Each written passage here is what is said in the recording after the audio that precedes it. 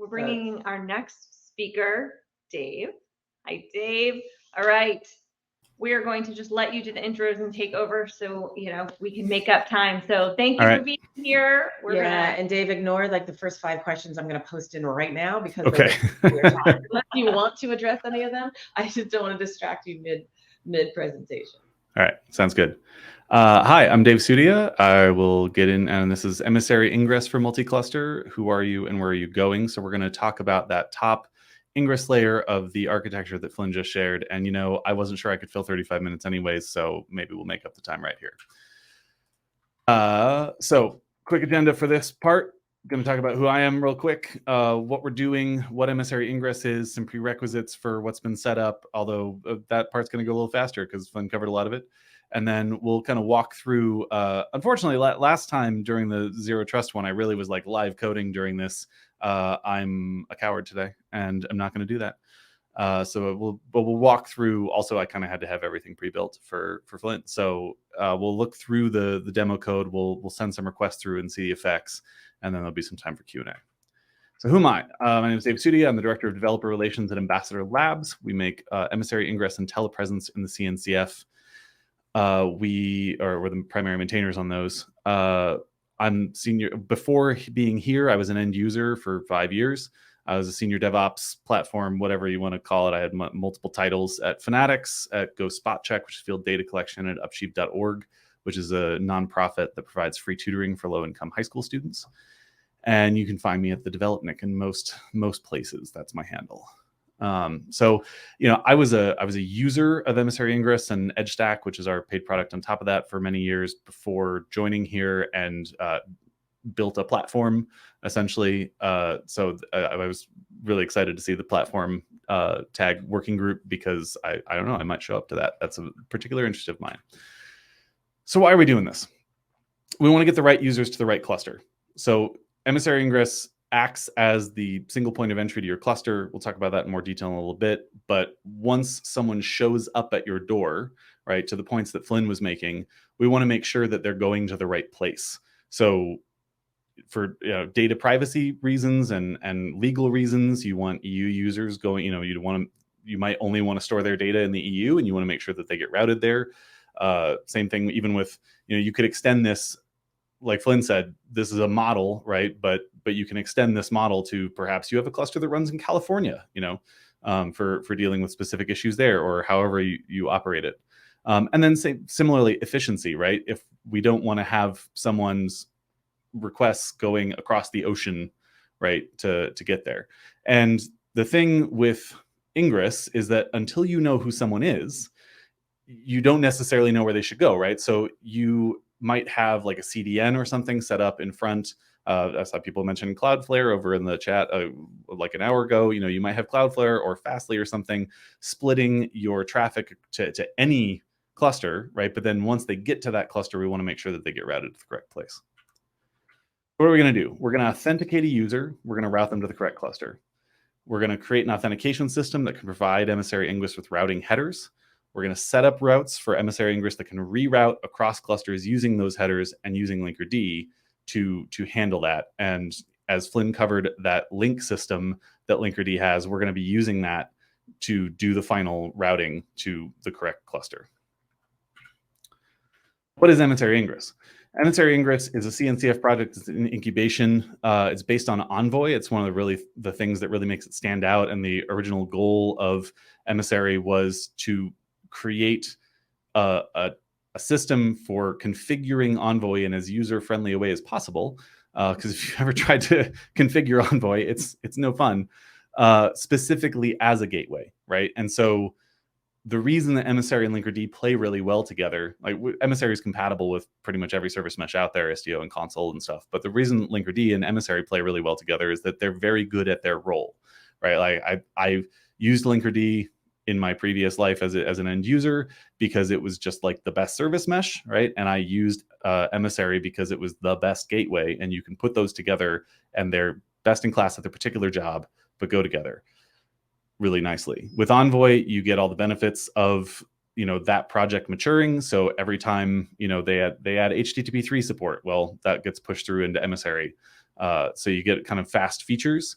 It's Kubernetes native. Emissary is open source. And the other thing that really stood out for me as a user of it is that it provides this decentralized workflow for platform and dev teams. So there are role-based resources like hosts, certificates, our TLS configurations that the security or platform team can own, and then dev teams can deploy things called mappings that we'll look at in a second when we look at code that handle routing, and those can be anywhere. So unlike a Kubernetes Ingress object, you don't need to have all the same things in the same namespace. You can RBAC off access to the correct resources.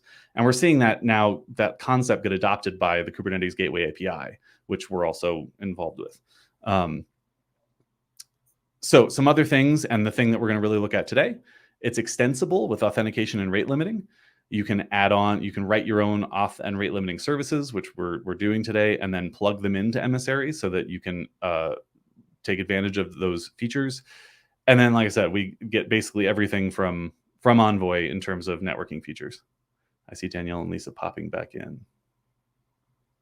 I'm going to keep going. All right. So prereqs, the clusters are created. We've installed Emissary-Ingress. We've installed Linkerd. We've installed the World app and Cockroach, which I forgot to put on this slide. Basically, everything that you just saw from Flynn's demo architecture is out there. And what we're going to look at now, these things are all already installed, but we're going to look at how to author, or one way that auth service could be authored and the advantages of it. We're going to create listener and host CRDs for Emissary. We're going to create those mappings. We're going to look at them and look at regional routing mappings, get the auth system in and configure Emissary-Ingress to use it, and then test that regional rerouting. And that's really the part that we'll do live today. Checking for any questions. All right. So the auth extension, and this is really the powerful thing we're doing today, is the core concept of the auth extension is that there is a protocol across which Emissary can talk to a service that you write. That service returns a 200 to indicate a request is authenticated. Anything else it returns causes rejection of the request. And it can do things like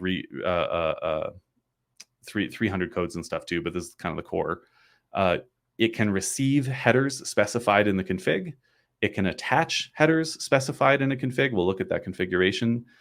You can do a more powerful gRPC-based one that gets around some of these, but the HTTP-based one is, I think, pretty much sufficient for most people's use cases. But the exciting thing is this gives us basically the opportunity to do our own logic, right? We're basically sending a request that's going to send back a 200 or not. We can attach headers, right? So we can take that request. We can do any number of versions of validation on it, right? You could take a JOT and you could do authorization in addition to authentication. But then you're going to send some information back. So we have this opportunity to do the things we need to do with this user request in the auth service before we send the request on. So the big picture, client is making a request. Let's say that it's coming into the US East emissary, but it could come into any of the three. That emissary is going to reach out to the auth service and say, okay, here's this request. Should it get passed through or not, right? The auth service can then, today, what we're going to do is authenticate the request and learn the correct region. We then have two sets of mappings, and the emissaries will have taken those mappings and turned them into an Envoy configuration internally.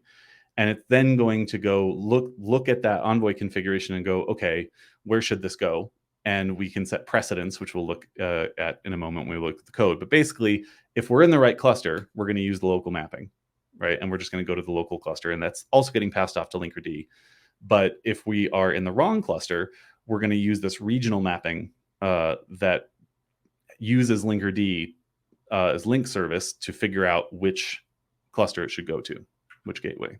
And so then that request would get passed on either to the local service or perhaps to the emissary in EU Central. So let's look at actual code now.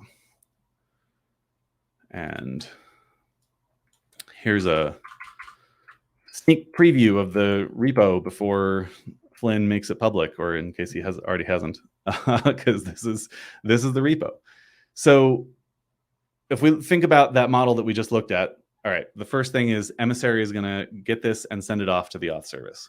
So this auth service is extremely basic. It literally uses basic auth. And there's a bunch of hard-coded stuff in here. Obviously, in a real-world scenario, you have a database somewhere with your, or an authentication, provider or something that you'd be speaking to. But in this case, we're just doing things for the demo. So essentially, we have this list of users: US, CA, ES, DE, and world. And the auth service is going to take a region.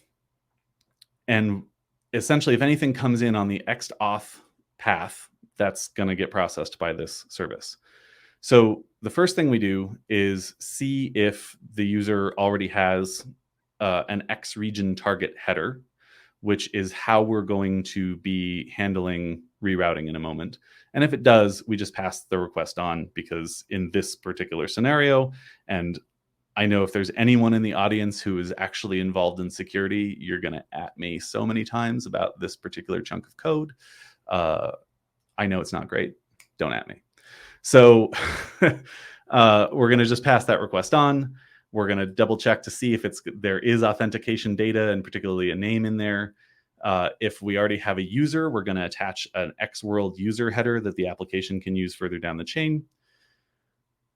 And then we're going to check, okay, if you are a user up here that should go to the US servers, then we're going to, and your region, and you're in the wrong region, right? Like if our region internally in this auth service is the EU, and this is a user that should go to the US servers, we're going to set a new header that's X region target.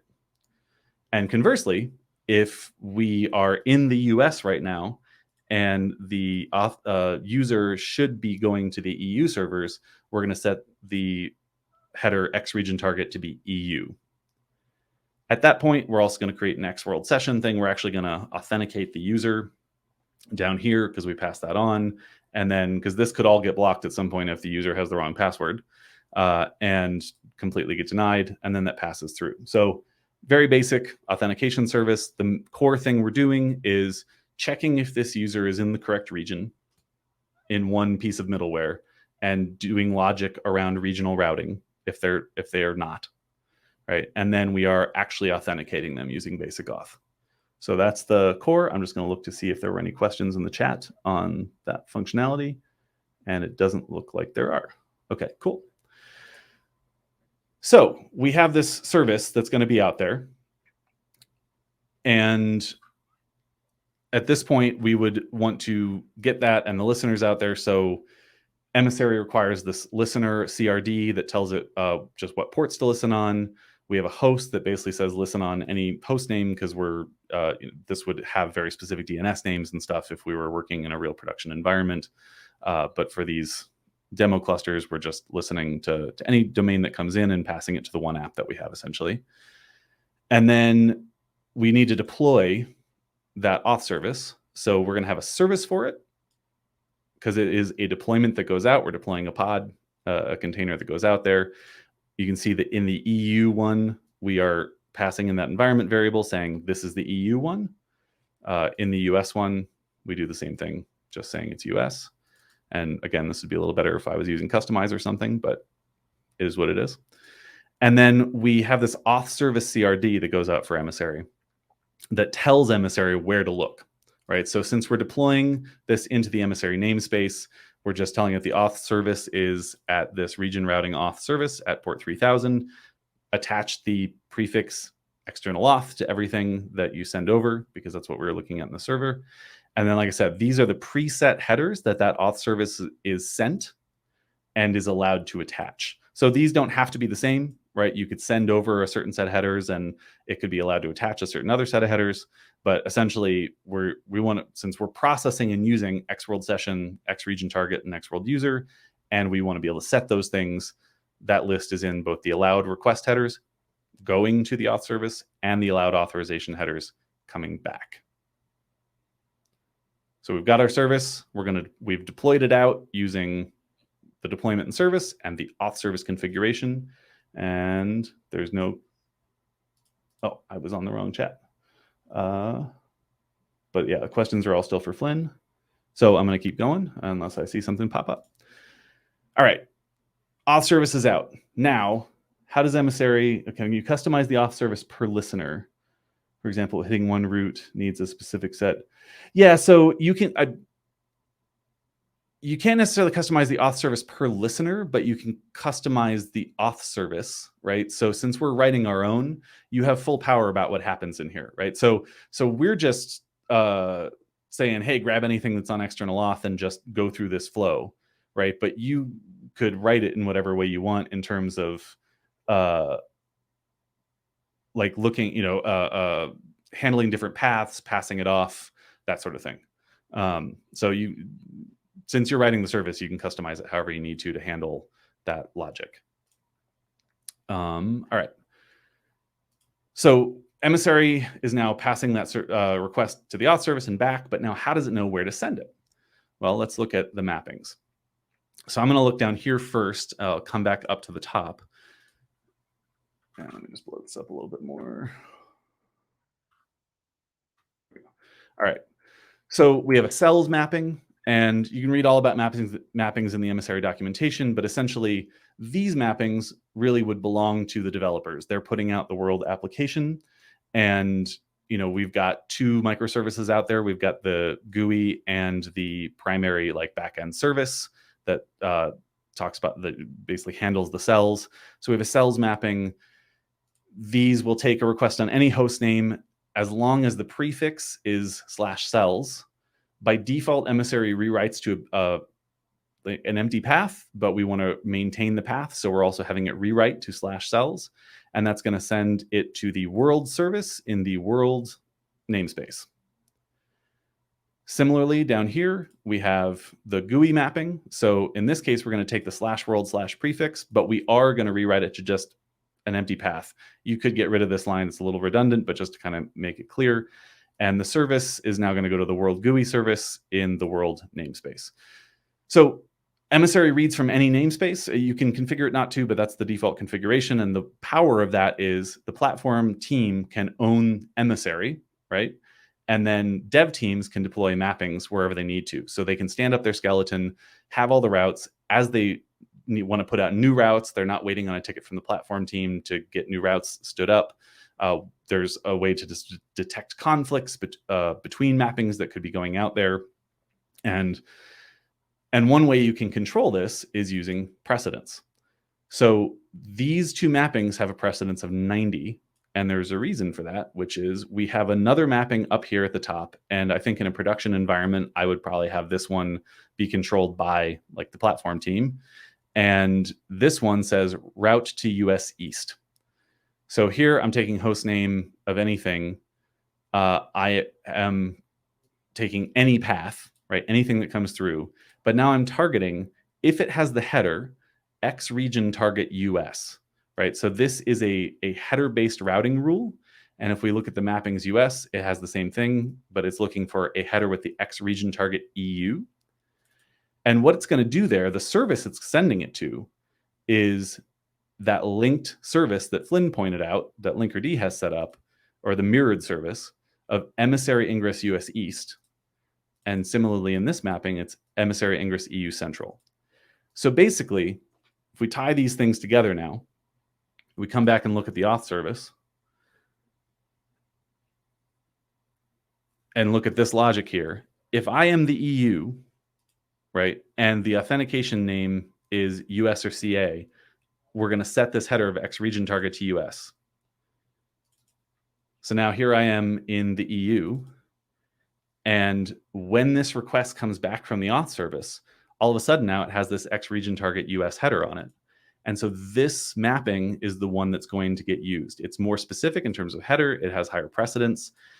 And then another feature of Emissary that we're just going to use here, and this doesn't have a whole lot of functional use within the world application here, but we're just going to add these headers so that you could use metrics tracking through whatever your observability system is to see, hey, how many requests are we having that are having to get routed between regions, right? Because maybe you want to tune up the thing that, like the CDN or something that's in front of your clusters. So we're going to say, we're going to add the header routed from the EU and routed to the US. And then this will get sent over to the US East emissary which will then process it and go, oh, well, all right. The only thing more specific mapping that I have is looking for headers, looking for the header X region target EU.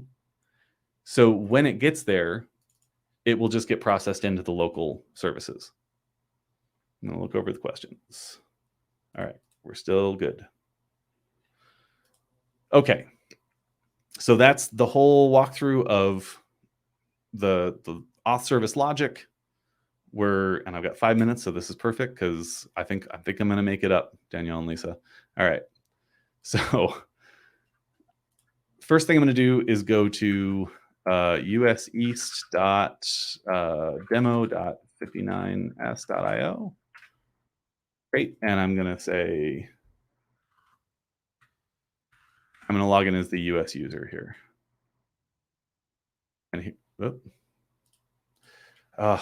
I did this 5 times last night. There we go. I just have to put the actual world suffix on there. So here we are. I've logged in as the US user. And then I'm going to blow up my terminal here. And I'm in the US East cluster.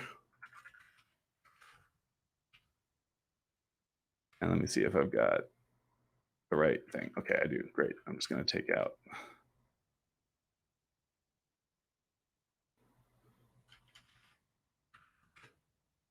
And so here are logs coming in. This is the request I just made. The auth decoded to US. The user was US. And so it sets the world user header to US. It sends it back. We didn't add a region routing header because we didn't need to. And this has now been handled by the local cluster. So now what I'm going to do is eucentral.demo.59s.io. Now I'm still going to log, or I think this time I'll log in as the Canadian user, but to the EU one.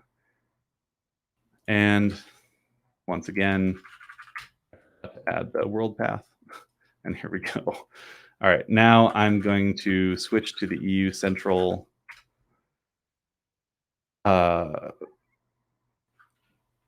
cluster, and I'm going to need to switch up the pod that we're asking for logs from. No, actually, I didn't want to do that. Sorry, I got myself in a whole tizzy yesterday. There, I want to ask the same thing. And here's now my, there we go, request from the CA user, right? So we can see that that has now come through to this cluster. But let's look at what happened in the EU.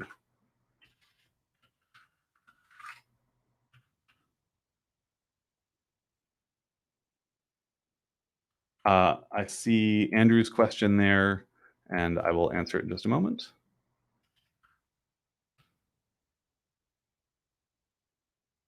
Here we go. So now over here, we can see that the auth service in EU did receive that initial request, but set the target region to US. And that is why we then saw it actually get handled over in the US cluster. So, we've now seen an example of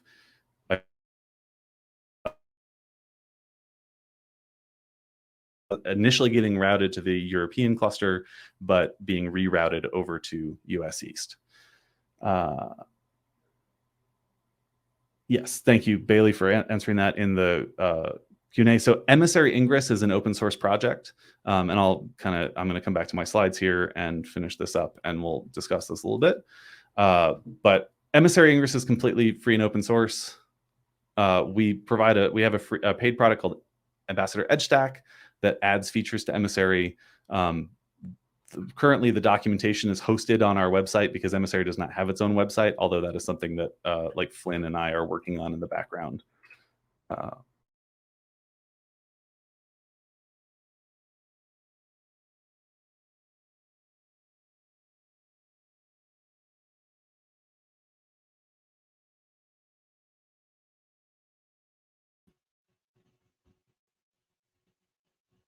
Oh, we've lost Dave. We've lost Sophia was on mute, so we didn't hear that, but I assume she was saying, I think we lost Dave while he was trying to launch the demo. Oh, Dave's back. Okay. All right, Dave's back. Hi, Dave, you're back. Hello. He's on here too. Okay. And Dave, while that was happening, a question came in for you from Sean about how does Emissary handle security within OpenShift, given OpenShift's unique security constructs? That is a great question. I do not have a ton of experience with OpenShift, so that's something where I would love to go. There are people in Ambassador Labs who do, and we support OpenShift, so I can find that answer out and post it in a little bit. But that's not something that I know directly. All right, so let's try. I can add the demo to the stage, and let's see if it works. Yeah, great. Sorry, my internet just like stopped, and the irony there is I was hardwired, like I plugged into Ethernet specifically so that wouldn't happen, and now I'm on Wi-Fi. So yeah, so did everybody see the demo up to the point where I finished it? I don't know where I got lost. I don't think. Where did y'all lose me? I think it cut off right as you were saying. Oh, Flynn says I think we saw it all. Dave. Okay, all right. Flynn says he thinks they saw it. So we'll sum up. Emissary-Ingress is the entry point to the cluster. You can use the flexible auth extension. Auth looks up the user, determines the region, provides routing headers. We use those headers to route locally. If the routing headers aren't present, we just route locally. And if they are, we use Linkerd's mirroring, service mirroring to get back. Oh, good. We're switching back to slides. Then yes, I was done. So we make Ambassador Labs, we make Emissary-Ingress, the open source project. We also build EdgeStack on top of that. Telepresence is our other, it's a dev tool that lets you basically put your laptop in the cluster. That's our other project. We're going to be at KubeCon. We're booth 010. We have Emissary-Ingress. There's a maintainer talk from Hamza Kudsi. We'll also be at the OSS Pavilion. For Envoy Gateway, we're on the steering committee of that, and we're very supportive of the new Gateway API. You can check out the maintainer track talk for Envoy Gateway by Alice Wasco at the Colo event on Monday of EnvoyCon. And then for telepresence, Frank Gu from VoiceFlow will be talking about that, and we'll also be at the OSS Pavilion.